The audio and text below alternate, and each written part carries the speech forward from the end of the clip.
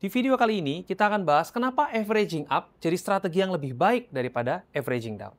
Oke guys, video ini agak sedikit berbeda. Jujur aja aku baru aja selesai meeting di Singapura. Ini saya syuting di balkon hotel.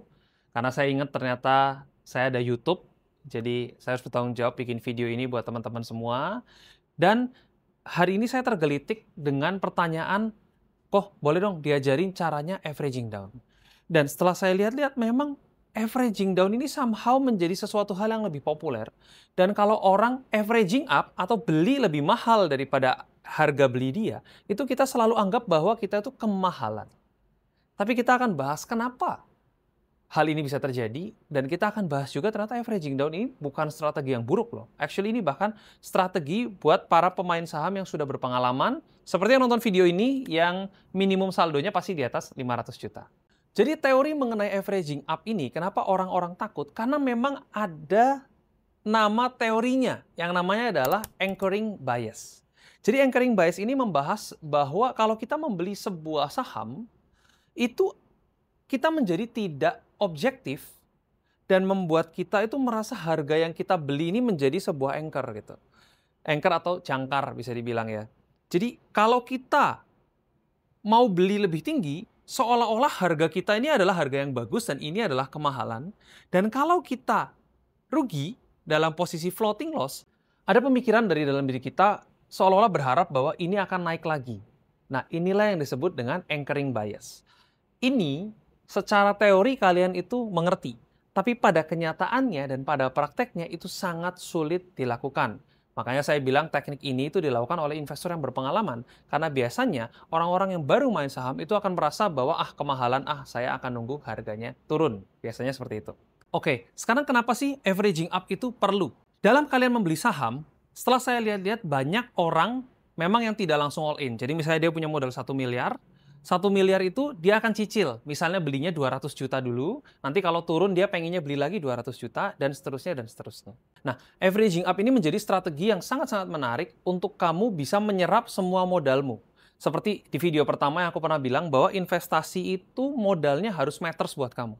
Kalau kamu punya modal 1 miliar, yang mana pastinya 1 miliar ini adalah uang dingin, oke?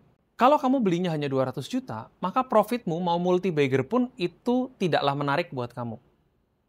Karena sebetulnya modalmu ada yang nganggur 800 juta, gitu kan. Nah, sekarang biasanya orang berharap bahwa 200 juta ini kamu beli harga 5.000 misalnya saham ABCD, kamu pengen nanti kalau 4.500 kamu masuk lagi. Pengennya semakin beli lagi itu di harga yang lebih murah. Kalau harganya 5.500, banyak dari kalian yang merasa bahwa aduh kemahalan tunggu nanti aja. Nah, inilah yang menurut saya ini kurang tepat, karena kalau kamu memang membeli saham yang lagi ada momentumnya bagus, kayak misalnya kemarin ada saham Bumi, atau saham PTRO yang naik berkali-kali, atau BRPT, kalau kamu menunggu, kamu nggak akan pernah dapat sahamnya actually, kan harganya naik dan naik terus gitu. Jadi kalau berharap sahamnya turun, itu justru sometimes kamu berharap bahwa momentumnya udah selesai, dan hati-hati, kamu bisa jadi orang yang cuci piring. Persepsi itu bisa diluruskan bahwa kalau sahamnya naik, janganlah pikir bahwa ini mahal, tapi tentunya ini ya, disclaimer dulu. Orang yang membeli saham ini pasti sudah melakukan berbagai analisa kan, bukan orang yang random dan pencet-pencet, oke? Jadi, kalau kamu sudah melakukan analisamu sendiri, janganlah terjebak dalam anchoring bias tadi. Tapi berpikirlah bahwa ini naik berarti perusahaannya berkembang dan momentumnya ada. Jadi tidak masalah untuk melakukan averaging up. Karena saya pernah bahas di 2 atau 3 video sebelum ini yang mengenai multi-bagger itu, bahwa memang trading ataupun investasi itu baiknya kita mengikuti arus, jangan melawan arus. Di video itu saya analogikan bahwa kalau ada nelayan mau melaut, mereka pasti akan mencari momentum yang tepat, anginnya, arahnya itu buat melaut. Kalau anginnya lagi ke arah laut, kamu mau pulang ke darat, maka kamu akan nabrak terus kan, melawan angin, nggak bisa pulang, bisa dibilang seperti itu. Begitu pula dalam hal kehidupan manapun. Kalau memang momentum ada di situ, janganlah jadi orang yang sosokan melawan, tapi jadilah orang yang ikut dengan arus. Bersama-sama meraih profit karena arusnya lagi mendorong kamu untuk naik sahamnya. Dan averaging up ini juga menarik, karena sometimes momentum naiknya sebuah saham itu belum tentu 1-2 hari. Tapi bisa aja dia naik gradually, pelan-pelan, dan berangsur-angsur naik sampai bahkan setahun bisa nggak habis loh naiknya. Gitu. Sehingga kalau kamu menunggu momen harganya ini turun, yang nggak akan pernah terjadi. Yang terjadi adalah saldomu tidak terserap dan kamu tidak mendapatkan untung yang optimal. Jadi Aku selalu mengibaratkan orang averaging up itu mirip kayak orang buka coffee shop misalnya, dan dia buka cabang baru. Kalau dipikir kan ngapain? Loh, gue udah bikin satu jalan nih. Ngapain gue harus bikin cabang baru lagi, keluar duit lagi, dan bertaruh lagi dalam tanda kutip, ini bisa laku, bisa enggak. Gitu. Tapi emang prinsip dari ekspansi seperti itu kan. Dengan kamu memiliki banyak cabang, dengan kalkulasi yang baik, dan kamu bisa berhasil di banyak cabang ini, maka kan keuntungannya jauh lebih masif.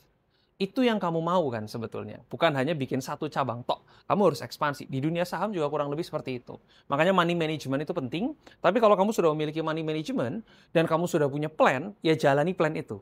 Kadang-kadang orang hatinya goyah. Nah, itulah yang membedakan investor yang baru setahun misalnya dengan investor yang udah capek kayak saya. Misalnya udah 17 tahun begini, hatinya itu udah lebih dingin. Jadi kita bisa operate seperti robot aja gitu. Maksudnya feeling atau perasaannya itu nggak lagi dominan. Nah, averaging up ini cocoknya buat siapa? Itu penting. Pertanyaan itu penting sekali untuk dijawab. Karena tentunya investor itu kan bermacam-macam style. Ibaratnya orang kungfu, jurusnya macam-macam gitu kan. Ini cocok sekali kalau kamu adalah momentum trader atau trader yang cenderung lebih agresif. Karena kalau sahamnya naik, menunggu momentum jatuh, sekali lagi saya ulangin, itu berarti momentumnya udah kelar. Pestanya udah berakhir. Maka kamu harus berhati-hati. Justru pas roketnya lagi mau nendang, itulah momen di mana kamu harus melakukan averaging up. Tapi tentunya dengan full disclaimer, keputusan kan hitungannya dari kamu. Gitu. Dua, ini juga cocok buat investor yang DCA, suka nabung saham tiap bulan. Jadi nggak perlu lihat harganya, ya udah beli aja. Gitu. Bisa dibilang seperti itu. Aku kasih contoh, mungkin ini ada beberapa chart. Misalnya BRPT tanggal 17 September kemarin mulai naik. Terus 18 Septembernya lompat lagi. Nah, itu kan momentum. Kalau kamu belum masuk di porsi yang besar, 18 September ini bisa menjadi momentum kamu untuk bisa masuk. Tentunya dengan melihat segala analisa, melihat berita, di grup Telegram pasti juga rame, segala macam. Itu adalah momentum kamu untuk bisa melakukan averaging up. Karena kalau kamu ketinggalan momentum itu, ya udah hilang kan. Kapan dia kembali lagi? Kalau kembali lagi, mungkin partinya udah selesai. Atau Petro. Petro juga mirip ya. Seminggu sebelumnya Petro yang jalan duluan baru BRPT. PTRO 11 September kalau nggak salah dia naik. 12 Septembernya juga momentum lagi. Nah, sampai kemudian nggak putus sampai naik kalau nggak salah 30-40%.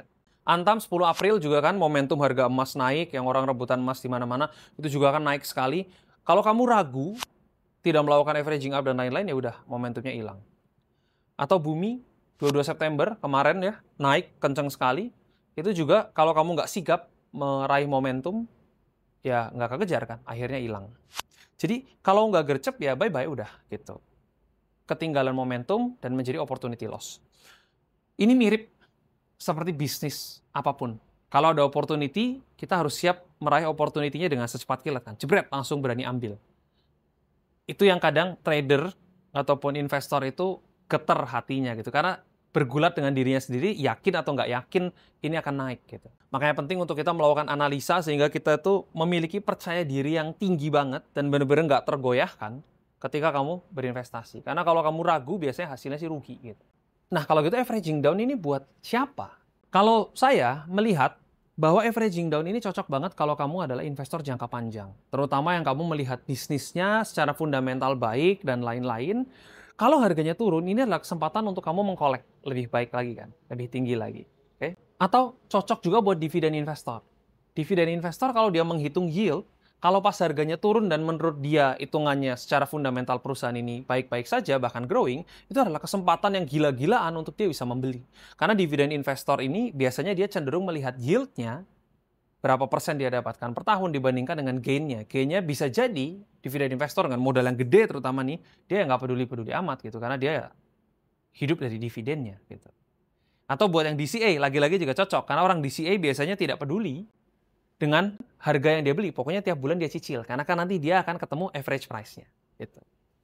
Tapi tentunya yang saya bilang ini belum tentu benar, karena kondisi saham itu begitu dinamis, makanya di sini saya konsepnya hanya mengingatkan bahwa teknik averaging up ini nggak buruk loh. Yang paling penting adalah jangan sampai kamu itu terjebak di psikologi yang keliru. Harusnya cut loss, malah kamu averaging down, jadi endingnya cuci piring. Atau kamu harusnya averaging up nih, hajar, tapi kamu malah geter, udah naik dikit, take profit. Atau bahkan ya udah diem aja, opportunity-nya udah terbang sahamnya, which is good, kamu profit, tapi profitnya tidak matters buat kamu. Dua-duanya adalah bentuk opportunity loss yang sebetulnya sayang gitu. Makanya penting banget kalau di saham itu apapun jurusnya sebenarnya. Yang penting tuh latihannya. Kayak Bruce Lee bilang kan, oh dia lebih takut orang yang latihan 1 jurus tapi 1000 kali daripada orang yang tahu 1000 jurus tapi latihannya cuma sekali. Nah, itu mungkin kurang lebih quotes yang cocok juga buat di market saham ini gitu. Makanya investasi saham itu bukan sesuatu yang mudah, bisa dibilang quote unquote, kalau kamu mau profit besar. Kalau cuma asal pencet-pencet aja atau kelihatan pinter, itu memang mudah gitu. Tapi battle-nya yang terjadi sebetulnya adalah lebih banyak ke psikologinya dibandingkan dengan teknik dan segala jurus. Gitu. Kurang lebih seperti itulah, saya nggak akan terlalu banyak ngomong AI di video ini. Kalau mau tahu lebih lanjut, ya kamu nonton aja video AI yang ini.